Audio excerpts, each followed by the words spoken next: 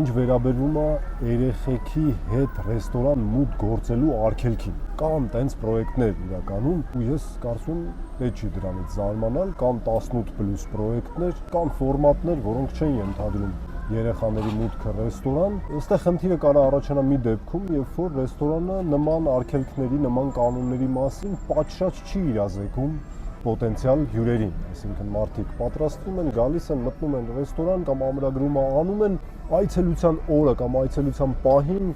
իմանում են, որ նման արգելք գոյություն ունի։ Միակ անհարմարությունը ստեղ կարող առաջանա, թե չգիտեք, ռեստորանային ոլորտը ընդհանրապես ամենադեմոկրատական ոլորտներից է, կարծում եմ։ Ոչ մենաշնորհ կա, հազարավոր պրոյեկտներ ու կոնցեպտներ կան,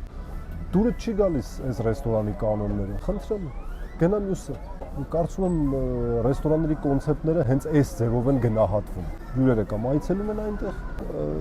հավանելով կամ ընդունելով այդ կանոնները, կամ չեն այցելում։